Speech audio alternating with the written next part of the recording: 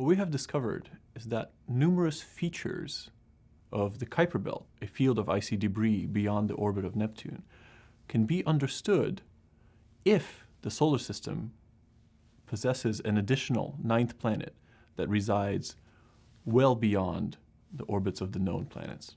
When we looked at the outer solar system, we realized that while most of the very distant objects, these objects beyond Neptune, beyond Pluto, most of these objects, they all go around the sun and they're all sort of pointing off in all different directions.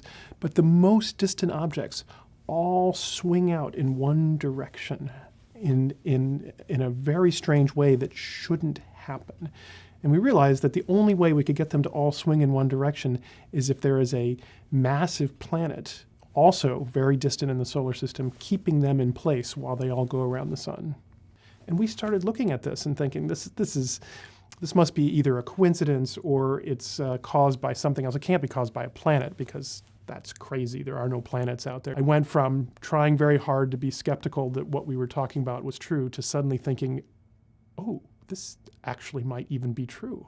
So the object itself likely is more massive than the Earth, probably a little bit less massive than Neptune. It sits right in between that terrestrial to giant icy planet range. Its orbit, unlike the orbits of the known planets, is not nearly circular and planar. Instead, it is exceptionally wide, 20 times bigger than the orbit of Neptune. The orbital period of the Earth is, of course, 1 year. Right? The orbital period of Jupiter, the big player in our solar system, is about 10 years. The orbital period of this putative ninth planet is 20,000 years. We have nothing like it in the solar system, so it's new for us. It is, however, the most common mass of planets that have been found around all of the other stars. People have always looked at all these other planets in this strange mass range and said, wow, I wonder what these are. I don't know what these are because we don't have anything like it in the solar system. Looks like maybe we do.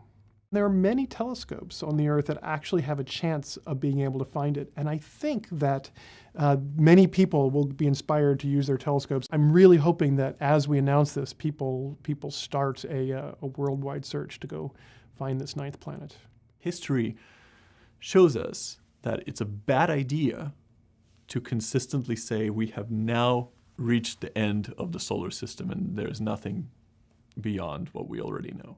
And all those people who are mad that Pluto is no longer a planet can be thrilled to know that there's a real planet out there still to be found.